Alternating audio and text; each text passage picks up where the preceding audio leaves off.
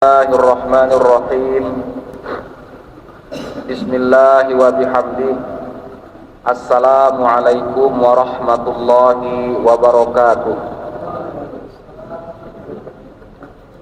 Alhamdulillah. Alhamdulillahilladzi hadana li hadza wa ma kunna linahtadiya laula an hadanallah.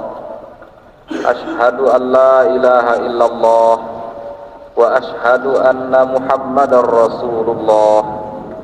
Allahumma salli wa sallim wa barik ala sayyidina Muhammadin wa ala alihi wa sahbihi ajma'in. Rabbi shrah li sadri wa yassir li amri wahlul 'uqdatam min lisani yafqahu qawli. Amma ba'du. Al-mu'takifin wal mu'takifat, jemaah i'tikaf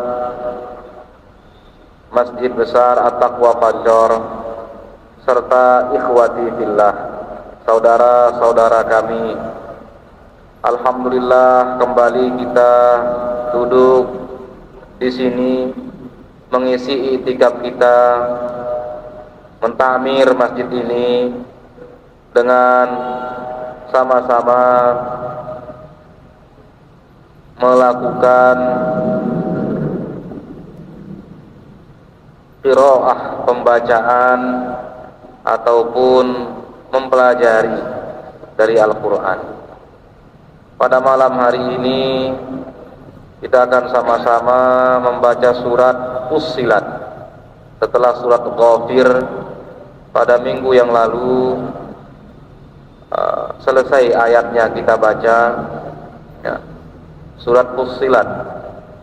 Surat Fussilat itu termasuk Makkiyah. Dan untuk mengingatkan, mengulang kembali, ada surat Makkiyah, ada surat Madaniyah. Perbedaan antara surat Makkiyah dan surat Madaniyah menurut para ulama tafsir, menurut para ulama ulumul Quran, itu membedakannya dengan dua pendekatan. Pendekatan pertama, surat Makkiyah itu ayat atau surat yang turun di Mekah. Artinya surat Madaniyah berarti surat atau ayat yang turun di Madinah. Pendekatan kedua adalah surat Makkiyah itu maksudnya surat atau ayat yang turun sebelum Nabi hijrah, walaupun turunnya bukan di Mekah, tetapi selama itu diturunkan sebelum Nabi hijrah, maka itu Makkiyah, terlepas dari turunnya di mana. Sehingga surat Madaniyah kemudian adalah surat atau ayat yang diturunkan setelah Nabi hijrah, kendati tempat turunnya bukan di Madinah. Salah satu contoh misalnya ayat innallaha ya'murukum an tu'addul amanati ila ahliha. Sesungguhnya Allah menyuruh engkau untuk menyerahkan amanat kepada yang berhak. Ayat ini turun pada peristiwa Fathu Makkah, di Ka'bah, di pelataran Ka'bah, bahkan di jaubil Ka'bah, ketika Nabi berada di dalam Ka'bah, ketika terjadi sedikit pembicaraan tentang siapakah yang memegang kunci Ka'bah. Keluarga Nabi seperti Al-Abbas radhiyallahu anhu berpikiran bahwa sejak setelah peristiwa Fathu Makkah, Makkah itu tunduk di bawah Islam. Oleh karenanya kunci Ka'bah sudah semestinya dipegang oleh umat Islam. Dan umat Islam yang dimaksudkan adalah keluarga Nabi. Namun Bani Syaibah itu secara turun-temurun sejak generasi sebelum-sebelumnya memang sudah diamanahkan untuk memegang kunci Ka'bah. sebagaimana Bani Hashim keluarganya Nabi diserahkan urusannya untuk air minum para penziarah yang datang ke Ka'bah. Maka saat terjadi perbedaan pendapat ini, turunlah ayat, sesungguhnya Allah memerintahkan engkau untuk menyerahkan amanat kepada yang berhak.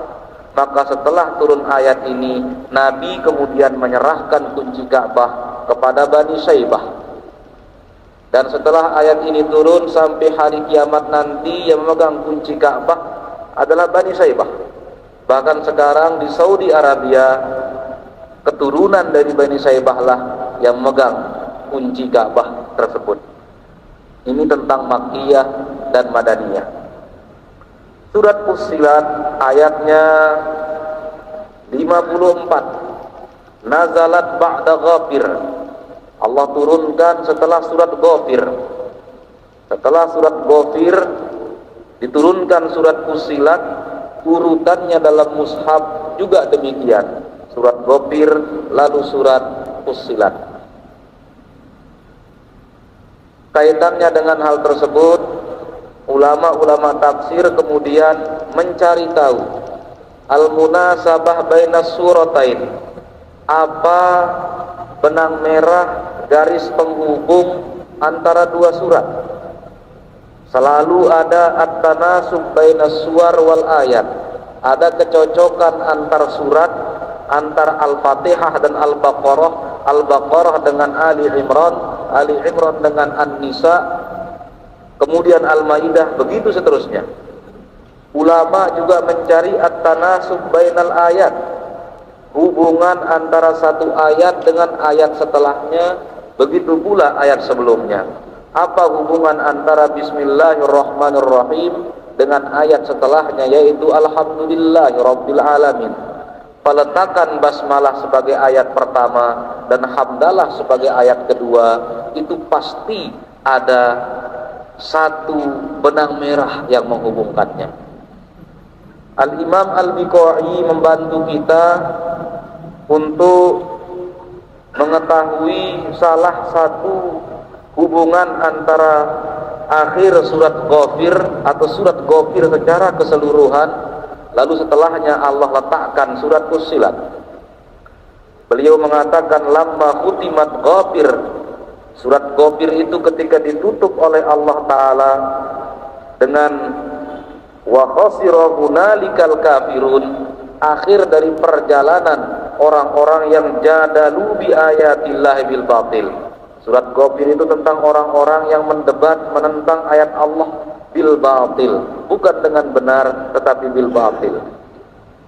Selama mereka mendebat Al-Quran, mereka juga menolak kebenaran yang ada pada Al-Quran. Wa barihu bima indahum min ilmin, mereka sudah merasa cukup dengan keyakinan-keyakinan, subuhat-subuhat yang mereka sudah punya.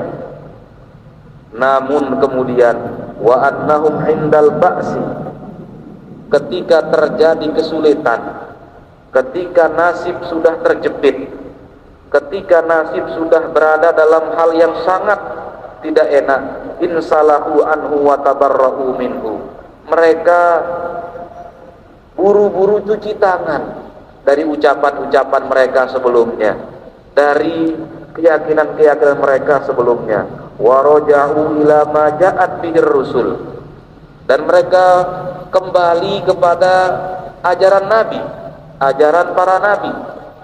Falam yuqbal minhum, tetapi sudah terlambat, karena imanul ya'si, sebagaimana minggu lalu atau minggu sebelumnya kita sampaikan, keimanan yang muncul dalam kondisi terjepit dan tidak ada pilihan ketika nyawa sudah di tenggorokan, itu keimanan yang ghairu makbul, keimanan yang tertolak, keimanan yang tak diterima.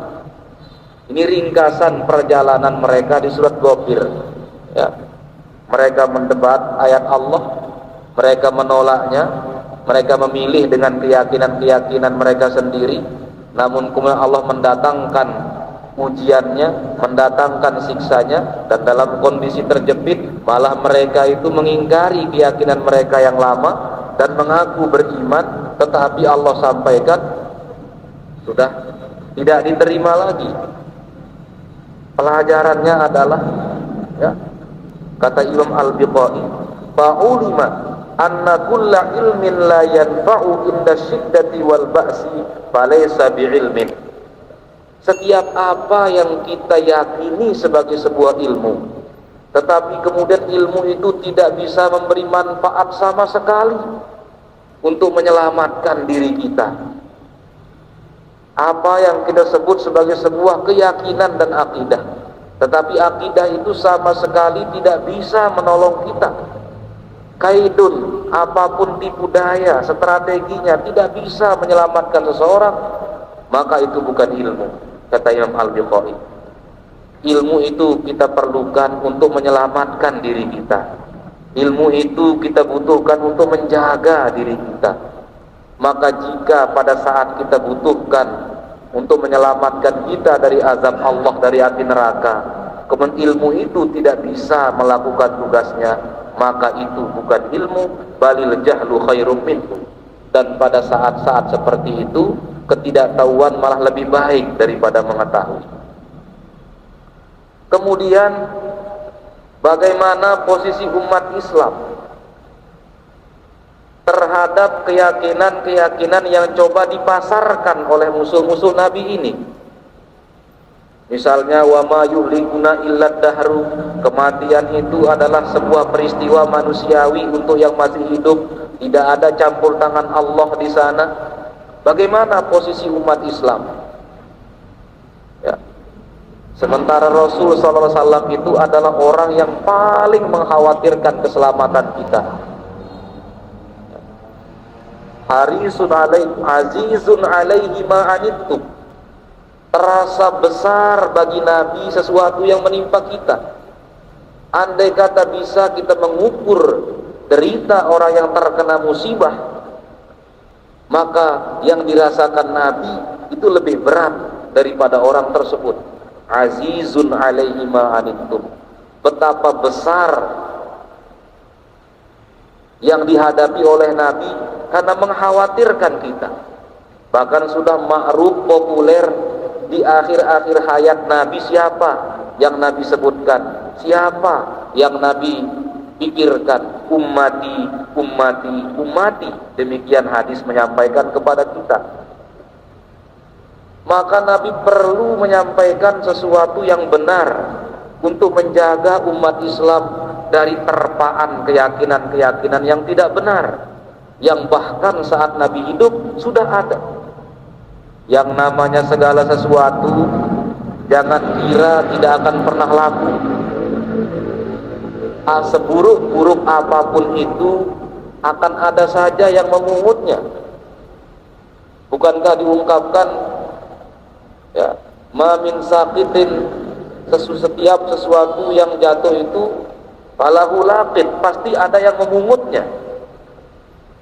Seburuk-buruk apapun pemikiran, keyakinan kita anggap jelek, tapi pasti ada yang memungutnya. Maka umat Islam perlu dijaga, perlu diproteksi dari hal-hal yang tidak benar. Maka turunlah surat Fussilat yang awal ayatnya uftutiha hadhihi surah bi anna hadzal qur'ana rahmah. Ayat kedua dari surat Fussilat ini mengisyaratkan bahwa Quran ini rahmat, dan manusia akan tertarik kepada yang namanya rahmat. Sehingga sebelum Al-Quran menjelaskan kandungannya, apa isinya, apa perintah-perintah yang ada di dalamnya, pertama kali Allah sampaikan tanzilum minar rahmanir rahim, Quran ini adalah rahmat. Maka kembalilah kepada rahmat, jangan tertipu, tergoda dengan hal-hal yang keliru, yang bertentangan dengan agama. Ini tanasubnya, ini hubungan antara surat Ghafir dan awal surat Fussilat, ya. Mirip seperti kita mengatakan misalnya barang ini lebih bagus, agar orang langsung tertarik pada barang tersebut. Kalau dia bertanya letak bagusnya apa, barulah kemudian kita jelaskan. Tapi yang jelas dia tertarik. Maka tidak heran, fala ajaba, tidak heran ayat ini dibuka dengan hamim. Itu mengundang ketertarikan. Hamim itu adalah al-huruf al-muqatta'ah. Ya, huruf yang terpisah-pisah. Tidak kita baca hama, tapi ha mim. Satu ayat tapi tidak dibaca dengan satu kata, seperti misalnya alam taro, alam, tapi dibaca alif lam mim, tidak dibaca alama. Itu mengundang perhatian orang Arab ketika Al-Quran ini turun. Ada apa ini? Kok bisa ada ayat wahyu yang terdiri dari huruf yang terputus-putus? Dan di dalam Al-Quran banyak. Ada yang terdiri dari satu huruf, qaf, nun, wal qalami wa ma yasturun. Itu mengingatkan saja. Di awal surat Ghafir dulu sudah kita sampaikan. Ada yang terdiri dari dua huruf, hamim misalnya, yasin, toha. Ada yang terdiri dari tiga huruf, alif lam mim, alif lam ra. Ada empat huruf, alif lam mim shad. Ada bahkan 5 huruf, kaf ha ya ain shad di surat Maryam. Itu mengundang ketertarikan mengenai ayat-ayat yang terdiri dari al-huruf al-muqatta'ah, huruf-huruf yang berdiri sendiri. Ada dua hal yang ulama permaklumkan kepada kita. Yang pertama, huruf-huruf itu ada artinya, ada maknanya. Karena Al-Quran adalah kalamullah, dan Allah subhanahu wa ta'ala itu munazzahun anil abad, dan Allah mustahil untuk mengucapkan, memfirmankan hal yang tidak punya makna. Mustahil Allah menyampaikan, berfirman sesuatu yang tidak memiliki arti. Maka yang pertama, baik itu nun, qaf, ha mim, toha, yasin, dan yang lain-lain itu memiliki makna, memiliki arti. Yang kedua, setelah ulama sepakat bahwa huruf-huruf itu memiliki makna, lalu diskusinya adalah siapakah yang mengetahui maknanya? Apakah Allah saja, ataukah ada makhluk atau manusia yang mengetahui maknanya? Di sini terbelah ulama kita menjadi dua bagian. Maka kalau kita baca kitab tafsir misalnya, ada yang menyatakan hamim wallahu a'lamu bimuradihi, Allah maha tahu tentang maksudnya. Berarti ulama ini berpendapat arti ayat itu ada, tetapi Allah saja yang tahu artinya. Wallahu a'lam, Allah maha tahu dengan maksud ayat tersebut, dengan hamim. Bagian kedua atau kelompok kedua dari ulama menyatakan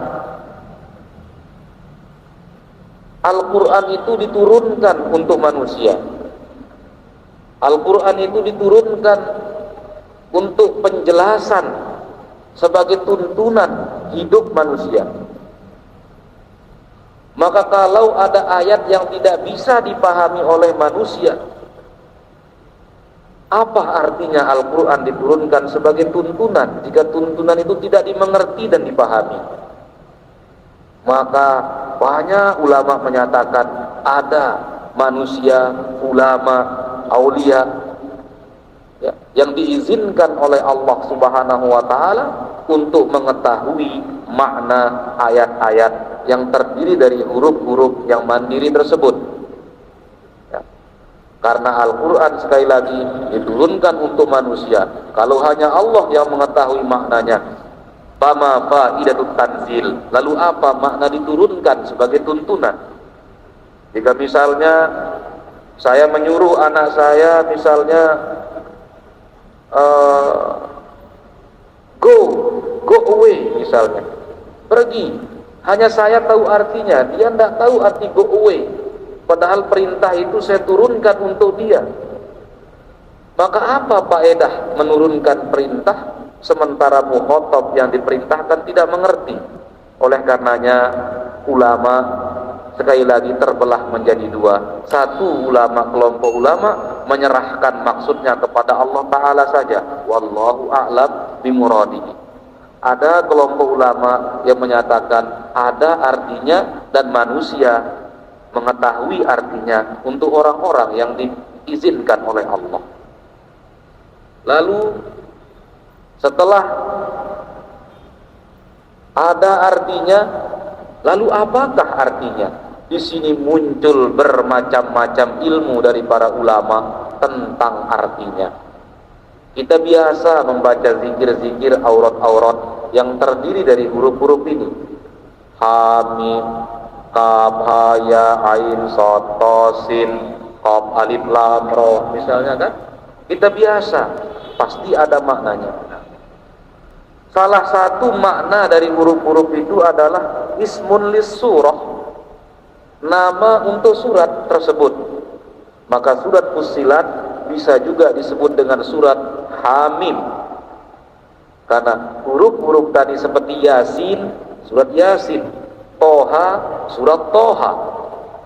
Sehingga huruf-huruf di awal surat itu, di awal tempatnya itu ismun, untuk menyebutkan, menandai surat tersebut. Maka Hamim di sini boleh jadi maknanya adalah ismun lis surah, adalah nama untuk surat. Tanzilum minar rahmanir rahim. Tanzil artinya proses menurunkan, penurunan dari yang maha pengasih dan maha penyayang. Tidak disebutkan apa yang diturunkan, karena sudah diisyaratkan terlebih dulu pada Hamim bahwa Al-Quran ini diturunkan oleh yang maha pengasih dan maha penyayang. Dalam 4 ayat pertama surat Fussilat ini, Allah Subhanahu wa ta'ala memberitahukan kepada kita sifat-sifat Al-Quran. Yang pertama, kaunuhu tanzilan. Al-Quran itu munazzal, diturunkan. Al-Quran itu tanzil ay al-munazzal, wa ta'bir anil maf'ul bil masdar majazun masyhur. Yang dimaksudkan adalah yang diturunkan, bukan prosesnya, bukan proses penurunannya, dan itu biasa. Wal murad min kauniha munazzalan, apa maksud dari Al-Quran itu diturunkan? Allah Subhanahu wa ta'ala pada satu malam yang kita sebut dengan Lailatul Qadar sudah menurunkan Al-Quran sekaligus inna anzalnahu fi lailatul qadar. Allah Subhanahu wa ta'ala menurunkan Al-Quran pada malam yang disebut dengan Lailatul Qadri sekaligus. Dan Quran yang sekaligus itu tersimpan di Lauhin Mahfuz, seperti yang tersebutkan dalam akhir surat Al-Buruj, bal huwa Qur'anun Majid di Lauhin Mahfuz. Lalu kemudian Allah turunkan sedikit demi sedikit secara berangsur-angsur melalui perantaraan malaikat Jibril untuk manusia terpilih, yaitu Nabi Muhammad sallallahu alaihi wasallam yang hidup di bumi dan di bawah langit. Itu kenapa ada makna penurunan dari yang maha tinggi Allah Subhanahu wa ta'ala kemudian ke makhluk sebaik-baik makhluknya, yaitu Rasulullah sallallahu alaihi wasallam. Ya. Maka penurunan Al-Quran sekaligus ada, yaitu pada malam Lailatul Qadar. Kemudian Al-Quran diturunkan secara berangsur-angsur kepada Rasulullah sallallahu alaihi wasallam melalui perantara malaikat Jibril alaihi salam sesuai dengan ketentuan Allah.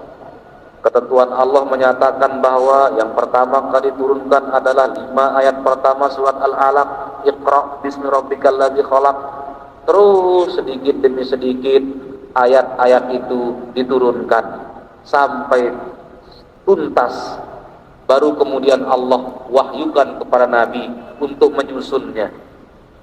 Misalnya surat Al-Baqarah itu tidak sekaligus turun Al-Baqarahnya. Surat Al-Maidah itu terpencar-pencar turunnya pada waktu yang berbeda-beda. Setelah lengkap satu surat itu turun, kemudian Nabi diwahyukan untuk menyusunnya berdasarkan urutan-urutannya. Maka yang pertama, Al-Quran itu munazzal. Yang namanya diturunkan itu kehormatan untuk kita, kepada siapa diturunkan itu. Ya. Misalnya jika yang di atas pemimpin negara itu menurunkan bantuannya ke sebuah desa, yang mendapatkan kehormatan siapa? Penduduk desa tersebut. Yang mendapatkan faedah siapa? Penduduk desa tersebut. Ya. Maka ini kemuliaan, kehormatan untuk kita, bahwa Allah berkenan untuk menurunkan Al-Quran untuk kebaikan kita. Maka bersyukur kita termasuk umat yang menerima sesuatu yang Allah turunkan itu. Yang kedua, Minar Rahmanir Rahim. Al-Quran itu diturunkan, ya, tanzil dari Allah yang Maha Pengasih dan Maha Penyayang. Apa isyarat disebutkannya pengasih dan penyayang ketika disebut Al-Quran ini diturunkan oleh yang Maha Pengasih dan Penyayang? Artinya apa? Yang diturunkan itu adalah nikmat, karena tidak akan orang zat yang Maha Pengasih dan Maha Penyayang tidak akan menurunkan sesuatu kecuali sesuatu itu berisi kasih dan sayang. Oleh karenanya yang diturunkan itu nikmatun azimah, itu nikmat yang luar biasa besar minallahi ta'ala, dari Allah, li'annal fi'la al-makruna bis-sifah, karena sebuah pekerjaan yang dikaitkan dengan sebuah sifat, la budda wa ayyakuna munasiban litilka sifat, pastilah pekerjaan itu cocok dengan sifat yang disebutkan. Di sini Allah menyebutkan sifatnya Maha Pengasih dan Penyayang. Maka penurunan Al-Quran itu berkaitan dengan kasih dan sayang Allah. Sehingga apa? Diturunkannya Al-Quran karena kasih sayang, kita yang mendapatkannya itu menerima, membaca ayat-ayat yang Allah turunkan itu sedang mendapatkan kasih dan sayang Allah. Dan kasih dan sayang Allah itu adalah ni'matun azimah, yaitu nikmat yang luar biasa besar. Maka dua sifat Rahman dan Rahim yang Allah kaitkan dengan penurunan Al-Quran itu menandakan bahwa sebagai tanda dalan ala a'zami wujuhin ni'mah, bahwa Al-Quran itu nikmat yang lebih tinggi daripada nikmat-nikmat yang lain. Sehat itu nikmat, tetapi mana lebih penting, agama atau kesehatan, keimanan atau kesehatan? Lebih penting keimanan. Sehat tapi tidak beriman, sakit tetapi beriman misalnya, maka di situ menunjukkan keimanan itu bahkan lebih penting daripada nikmat-nikmat yang kita anggap penting. Apalagi kalau kita melihat ketika Allah Subhanahu wa ta'ala menakdirkan untuk menurunkan Al-Quran yang isinya adalah rahmah, nikmat, kita bisa bertanya, seperti apakah kondisi manusia sehingga Allah menurunkan panduan, Allah menurunkan tuntunan, Allah menurunkan nikmat dan kasih sayang. Orang yang kepadanya diturunkan nikmat dan kasih sayang itu al-muhtajin, orang yang butuh. Orang yang butuh. Karena orang yang tidak butuh sudah cukup. Misalnya orang sudah cukup berasnya, ya buat apa diturunkan beras? Ya. Oleh karenanya manusia kita ini, li'annal khalqa bihadzal alam kal marda waz zamna wal muhtajin. Gambaran manusia terhadap Al-Quran itu adalah seperti gambaran orang yang sakit kepada obatnya, seperti gambaran orang yang muhtaj, butuh, ya, orang yang memerlukan, dan Al-Quran menyiapkan obat dan segala kebutuhan manusia itu. Wal Qur'anu mustamilun ala kulli ma yahtaju ilaihil marda. Dan Al-Quran itu berisi segala obat yang orang sakit butuhkan, berisi segala macam kulli ma yahtaju ilaihil asihha minal aghdhiyah, berisi segala macam nutrisi gizi yang dibutuhkan oleh orang yang sehat. Sehingga Al-Quran itu nikmat untuk orang yang sakit, nikmat pula untuk orang yang sehat. Berisi obat untuk orang yang sakit, berisi aghdhiyah, berisi nutrisi gizi untuk orang-orang yang sehat. Maka kita manusia ini, hubungan kita dengan Al-Quran itu, ya, karena kita sudah muslim, mungkin sehat juga iman kita, baik kita orangnya, ucapan kita baik, maka kita mungkin seperti orang yang sehat. Tetapi orang yang sehat pun perlu gizi, perlu nutrisi untuk mempertahankan kesehatannya. Maka kita kembali kepada Al-Quran, kita membaca Al-Quran, kendati kita juga sudah mengamalkan Al-Quran. Untuk yang sedang sakit hatinya, perlu bimbingan jiwanya, resah psikologisnya, Al-Quran juga menyediakan penghiburan-penghiburan, obat-obat itu. Wa nunazzilu minal Qur'ani ma huwa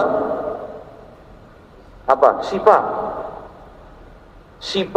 Nabi menyebut Al-Quran itu syifa. Syifa itu bukan obat, syifa itu kesembuhan. Karena bisa saja Allah menyembuhkan seseorang tanpa melalui perantara obat. Maka Allah menyampaikan Al-Quran ini syifa wa rahmatun lil mu'minin. Dia kesembuhan. Ya, dan kesembuhan itu lebih tinggi daripada obat. Kita menuju obat untuk menjadi wasilah daripada kesembuhan. Tetapi Allah mensifati Al-Quran tidak dengan obat, tetapi malah dengan kesembuhan itu sendiri. Ya. Sifat yang ketiga, kitabun. Allah sifati Al-Quran yang Allah turunkan tersebut dengan kitab. Arti kitab itu artinya mengumpulkan. Karena Al-Quran itu terkumpul kepadanya ulumul awwalina wal akhirin. Segala ajaran akidah dari zaman Nabi Adam itu terkumpul dalam Al-Quran.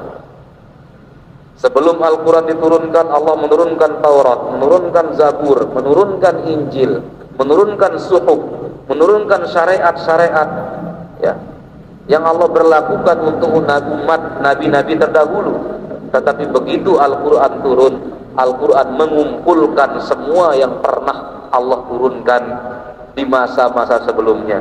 Maka disebut dia kitabun li'annahu jama'a bihi ulumal awwalina wal akhirin. Karena Allah mengumpulkan di Al-Quran itu segenap syariat-syariat yang pernah Allah berlakukan untuk manusia pada masa nabi-nabi sebelum khatamul anbiya wal mursalin, penutup para nabi, yaitu Nabi Muhammad sallallahu alaihi wasallam. Sifat yang keempat, ussilat ayatuhu. Ussilat itu diperincikan ayat-ayatnya. Ya. Urriqat ayatuhu wa ju'ilat tafasila fi ma'anin mukhtalifah. Ya. Al-Quran itu diperincikan ayat-ayatnya. Ya. Banyak hal yang Al-Quran bicarakan, dan itu masing-masing ada ayat yang membicarakannya. Misalnya, wa aqimus sholata wa atuz zakah, itu membicarakan sholat. Kutiba alaikumus syiyam, membicarakan puasa. Wa ankihul ayama minkum, itu membicarakan pernikahan. Ya. Dan masing-masing ayat itu disebut mufussilat, karena masing-masing ayat itu Allah titipkan padanya makna-makna yang secara terperinci, seperti yang kita sudah baca sebelumnya dan sebelumnya. Mudah-mudahan Allah Subhanahu wa taala membukakan untuk kita ulumul Quran, ya, ilmu-ilmu yang ada pada Al-Quran, Allahumma barik lana fil Qur'anil azim. Allahumma faqihna fid din wa 'allimna at-ta'wil. Allahumma faqih abna'ana fid din. Allahumma faqihna wa faqih ahlana wa qarabatil lana fi dinina. Amin ya rabbal alamin. Wallahu al-muwaffiq wal hadi ila sabilir rasyad. Wassalamu alaikum warahmatullahi wabarakatuh. Waalaikumsalam warahmatullahi wabarakatuh. Alhamdulillahi rabbil alamin. Jazakumullah khairan katsira. Terima kasih Bapak Tuan Guru. Kaum muslimin muslimat rahimakumullah. Baru kita saja dibukakan Quran surat Fussilat yang 4 ayat pertama sudah kita diberikan penjelasan. Mudah-mudahan 4 ayat pertama ini bisa kita pahami pada malam hari ini untuk kita akan lanjutkan pada waktu-waktu yang akan datang. Wallahu a'lam. Mari kita tutup bersama dengan mengucap hamdalah. Alhamdulillahirabbil alamin. Wallahu muwaffiq wal hadi ila sabilir rasyad. Assalamualaikum warahmatullahi wabarakatuh.